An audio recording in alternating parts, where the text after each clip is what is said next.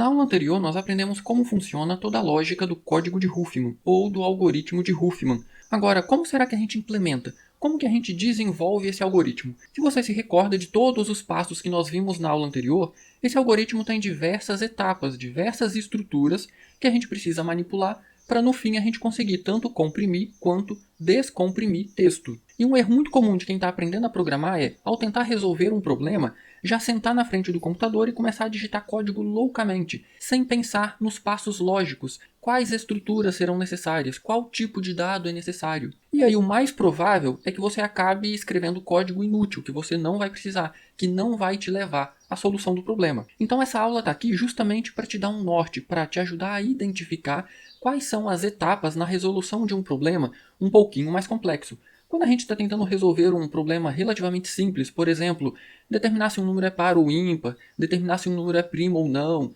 exibir a tabuada de um número, perceba que esses problemas são relativamente simples, são problemas bem pequenos, fáceis de serem resolvidos. Eles não utilizam diversas estruturas de dados.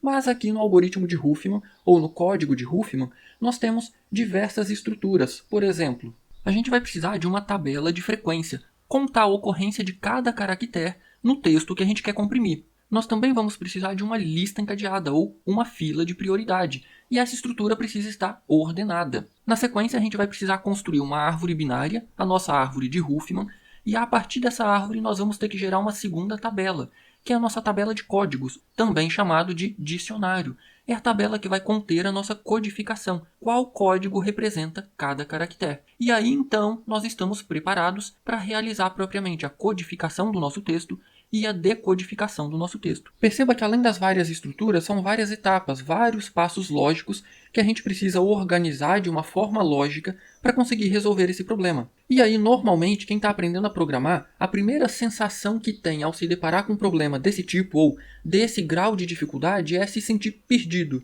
E agora, meu Deus, o que eu faço? Como que eu resolvo esse problema? Por onde eu começo? Muitos não conseguem encontrar nem o fio da meada, por onde começar. Quem dirá chegar ao final da solução. Então a ideia aqui é dar um passo a passo, ajudar a você pensar esses passos lógicos para que no futuro você consiga resolver qualquer problema, seguindo esse passo a passo que a gente vai apresentar aqui, ok? E aí, por onde começar? Algumas dicas que eu posso dar é: rabisque, tire o que você está pensando da sua cabeça e ponha no papel de qualquer forma. Não existe aqui uma maneira exatamente correta de fazer isso. O principal objetivo é externalizar os seus pensamentos, externalizar suas ideias, trazer as suas ideias para o mundo real.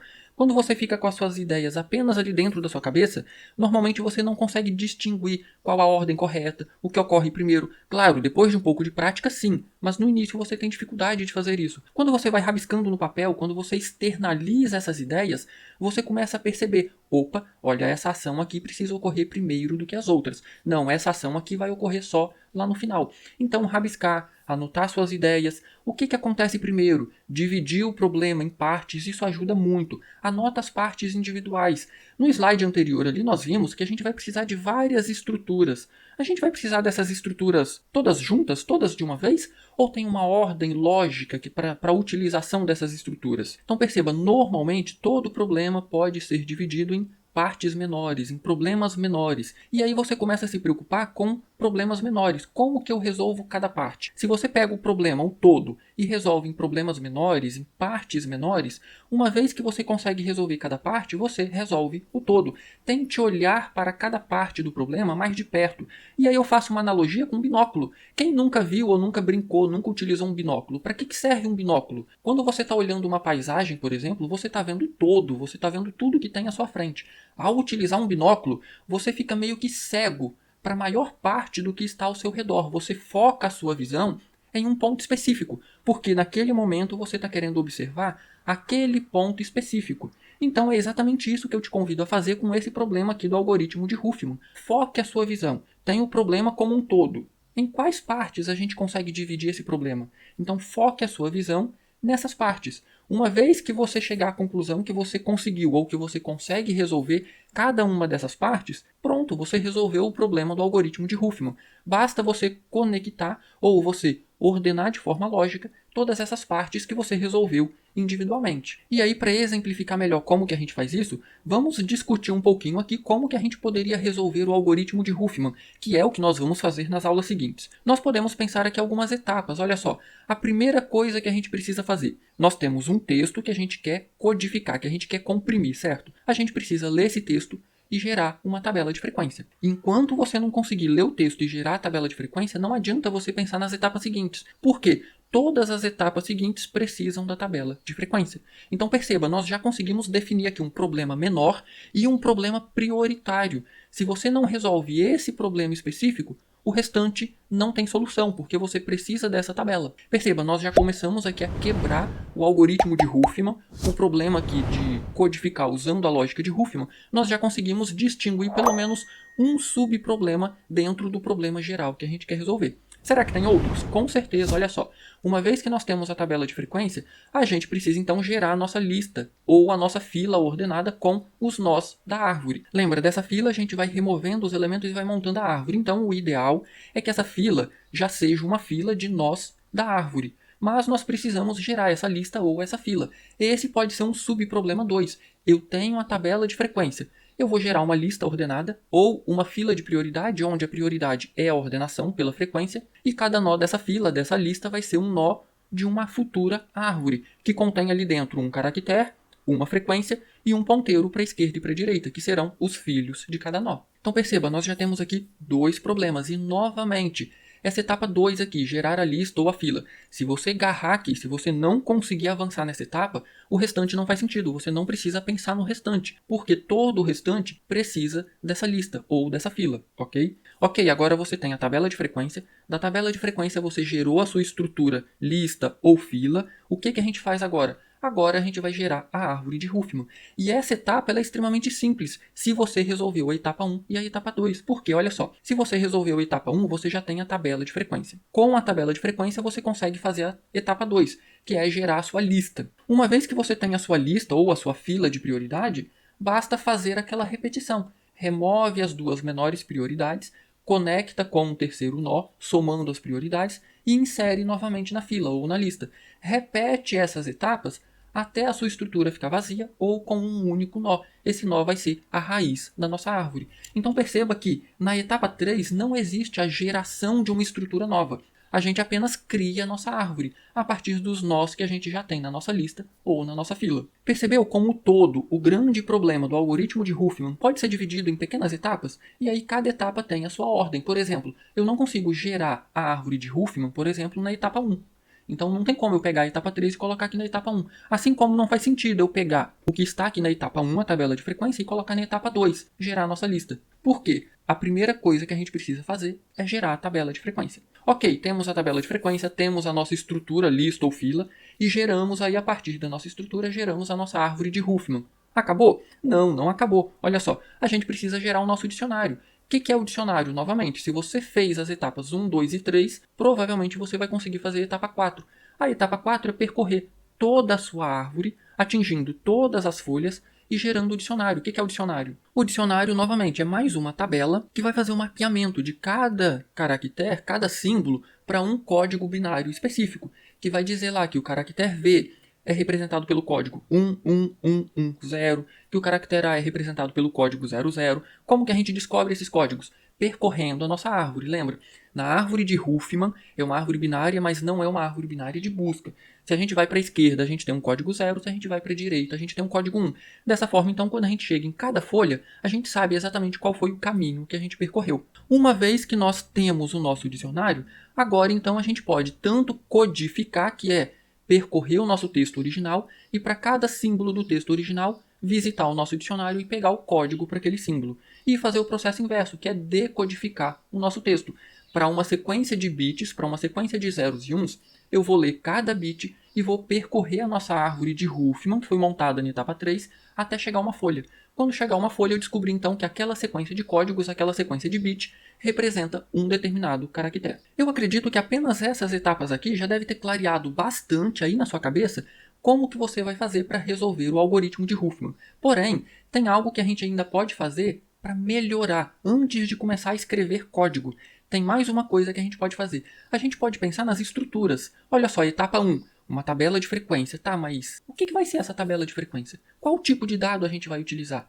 O que vai ser essa tabela? Vai ser um vetor? Vai ser uma matriz? A gente vai criar uma estrutura diferente? A mesma coisa a nossa lista ou a nossa fila. Eu vou usar uma lista ordenada? Eu vou usar uma fila de prioridade ordenada pela frequência? Como que vai ser o nó da nossa árvore que eu vou inserir nessa estrutura? A nossa tabela de código, nosso dicionário. Novamente, é um vetor? É uma matriz? Qual tipo de dado que a gente utiliza? Definir essas informações, especialmente num problema um pouco mais complexo, como esse aqui. Pensar em todas essas informações antes de começar a escrever a primeira linha de código é fundamental, porque senão você vai escrever código, vai definir algumas estruturas, e aí quando você chegar lá no meio do problema, você vai perceber que está faltando informação, ou que a sua estrutura está muito difícil de manipular, e agora que você começou a escrever o código, você pensou numa estrutura muito mais simples de manipular.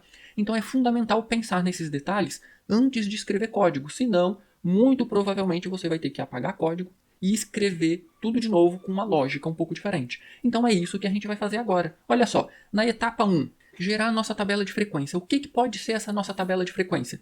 Essa nossa tabela pode ser um vetor do tamanho da tabela ASCII.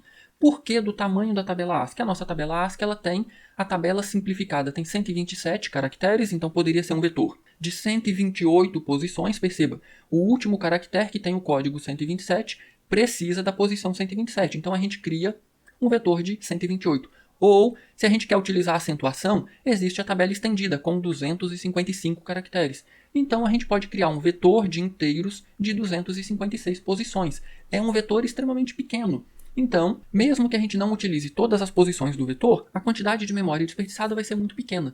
E por que eu estou dizendo que a gente pode utilizar um vetor de inteiros para a nossa tabela de frequência? Por um motivo muito simples, olha só. Se eu executar esse programinha aqui, eu tenho aqui um pequeno programinha em C e eu tenho aqui a saída desse programa, olha só. Se eu imprimir o V maiúsculo usando o %D, o que você acha que vai acontecer? Vai dar erro? Não, não vai dar erro. Ele vai imprimir 86. O que é 86? É o código decimal que representa a letra V maiúsculo na tabela ASCII. E o 97? 97 é o código decimal que representa a letra A na tabela ASCII, a letra A minúsculo. Então, o que nós temos aqui, nesses números aqui, é a palavra vamos. Só que aqui nós temos os códigos da tabela ASCII. Assim como, se eu imprimir esses números utilizando o %C, o que vai ser impresso na tela é a palavra vamos. E por que isso acontece? Porque o computador, por mais que ele seja burro, olha só, o computador ele é extremamente burro. Ele só faz aquilo que a gente manda ele fazer. Ele não sabe fazer nada por conta própria. Porém, alguém já programou algumas coisas para ele. Então, para nós, ele já não é assim tão burro. Quando eu mando ele imprimir esse 86 usando o %C, ele não vai dar erro, porque alguém já programou ele para fazer o seguinte, olha, ele quer imprimir o número 86. Só que ele está usando o %C é para caractere. Então eu acho que ele quer imprimir o caractere que possui o código 86 na tabela ASCII. Então é exatamente isso que ele faz. Ele consulta a tabela ASCII e verifica lá, código 86, qual é o caractere que você representa? Então ele imprime aqui esse caractere. E o mesmo quando a gente faz o oposto. Ele está imprimindo um caractere, só que ele está imprimindo com %D. %D é para número inteiro, olha, decimal. Então ele vai na tabela ASCII e pergunta lá, V maiúsculo, qual é seu código em decimal? É 86, então ele imprime o 86. Por que isso aqui é importante? Por isso, olha, se eu crio um vetor com o tamanho da tabela ASCII e inicializo o vetor com 0, basta percorrer a string incrementando cada posição do vetor. Olha só, percorri a string e encontrei a primeira letra é a V. Eu vou no meu vetor, na posição V e vou incrementar essa posição. Tinha 0, 0 mais 1 dá 1. Nossa, Wagner, isso funciona? Funciona. Porque ao fazer isso aqui, olha só, o computador sabe que o acesso a uma posição do vetor é feito com um número decimal. Quando eu coloco um caractere aqui, ele vai na tabela ASCII e vai olhar qual o código do caractere 86. Ele vai na posição 86 e incrementa 1. E aí, por que essa solução é interessante? A gente poderia pegar o nosso texto e descobrir lá, o nosso texto tem 40 símbolos diferentes, entre letras, espaço, pontuação, acentuação. Tem 40 símbolos diferentes. A gente poderia criar um vetor de tamanho 40 e guardar ali as informações da frequência de cada um desses caracteres. Porém, olha só, a gente precisaria de 2 vetores. O primeiro para guardar o caractere e o segundo, na mesma posição, para guardar a frequência. Porém, olha o problema. Eu encontrei aqui mais um caractere Z. Eu preciso percorrer todo o meu vetor de caracteres procurando onde é que está o z. Então perceba, essa busca, por mais que o vetor seja pequeno, mas fazer essa busca dezenas, centenas, milhares de vezes vai tornar o programa um pouco mais lento. Aqui, nós não temos busca. Eu descobri, eu li o caractere z e eu quero contar mais um para o caractere z. Eu vou no meu vetor, na letra z, e eu vou contar mais um. Perceba, o acesso é direto. Lembra da tabela hash que nós vimos aqui no curso? É acesso direto. Eu não preciso fazer busca procurando por esse elemento. Basta acessar diretamente essa posição do nosso vetor e contar mais um. No final, olha só, o nosso vetor foi inicializado com 0. Todas as posições do vetor maiores do que 0 significa que tem algum caractere ali. Então a gente vai inserir na nossa lista ou na nossa fila todos os elementos da posição do nosso vetor que for maior do que 0. Vamos para a etapa 2? Na etapa 2 a gente vai construir a nossa lista ou a nossa fila com nós da nossa árvore binária. Então aqui a gente precisa pensar nessa estrutura, nesse nosso nó. Como que vai ser esse nosso nó? A gente pode pensar algumas possibilidades, olha só. A gente pode criar um nó da nossa árvore. O que vai possuir esse nó? O caractere e a frequência. Lembra, cada caractere vai ter a sua frequência. E a gente vai ter um ponteiro para a esquerda e para a direita. Feito isso aqui, a gente vai precisar do nó para a nossa fila ou para a nossa lista encadeada, concorda? Então, eu tenho aqui um exemplo para esse nó. O nó da nossa lista ou da nossa fila. A informação desse nó vai ser um nó da árvore. Que nó que é esse? É esse nó aqui. Então perceba, aqui dentro nós teremos um nó com um caractere, uma frequência, um ponteiro para a esquerda e um ponteiro para a direita. E nós teremos um campo próximo. Esse próximo aqui é o que vai para o próximo nó da nossa lista ou da nossa fila. A gente pode melhorar isso aqui? Bom, eu pensei aqui numa terceira possibilidade, olha só. Por que criar dois nós se eu posso juntar esses dois nós e criar um único nó? A gente pode vir para essa outra possibilidade aqui, olha só. A gente vai ter um nó, uma estrutura com um caractere, uma frequência, um ponteiro para a esquerda e para a direita. Perceba que isso aqui é exatamente o nó da nossa árvore. E agora eu posso acrescentar aqui um próximo. Esse próximo aqui, olha só, é o próximo do nosso nó da fila.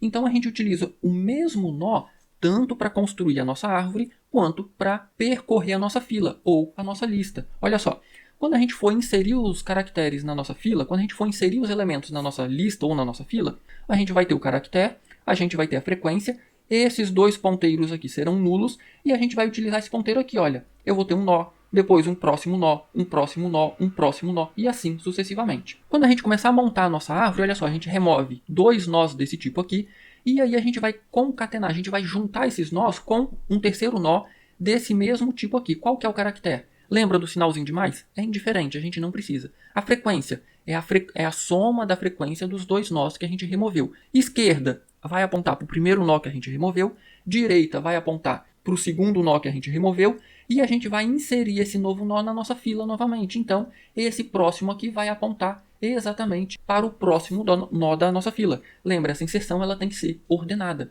Dessa forma, então, a gente utiliza uma única estrutura, um único nó útil, tanto para a lista ou para a fila, quanto para construir a nossa árvore binária. De novo, qual que eu utilizo?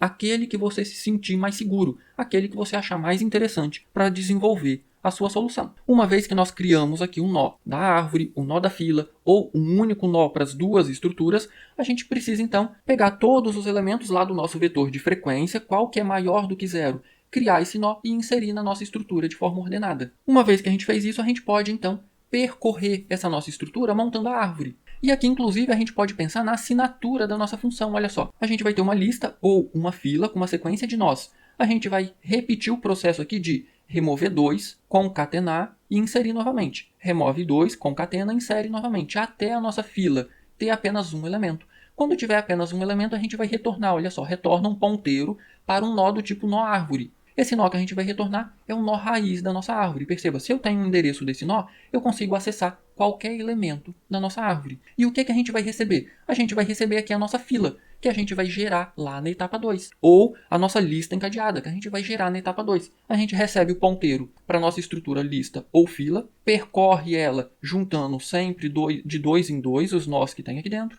e quando tiver apenas um, a gente retorna. Perceba, essa etapa ela é relativamente simples. E aí, uma vez que a gente tem a nossa árvore montada, a gente pode passar então para a etapa 4. E aqui na etapa 4, a gente vai montar o nosso dicionário.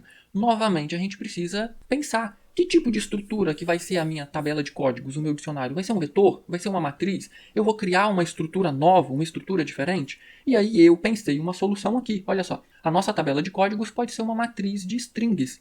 E aí, se você não gosta de manipular matriz de strings, aqui ela vai ajudar bastante a gente. Quantas linhas eu vou ter? Novamente, qual era o tamanho do nosso vetor de frequência? O tamanho da tabela ASCII, certo? Então eu vou utilizar exatamente o mesmo tamanho. Por quê? Para fazer um acesso direto. E aí, quantas colunas eu vou ter? A altura da nossa árvore mais 1. Olha só, qual que é o maior caminho que eu tenho aqui na árvore? É para o V e para o S, certo? Olha, 1, 2, 3, 4, 5. Então, eu vou ter 6 colunas, porque string precisa ter um caractere de fim de string. Então, se o maior caminho que eu tenho é 5, eu vou ter 5 colunas para os 5 caracteres, para os 5 bits, e a última coluna para o nosso código que indica o final da string.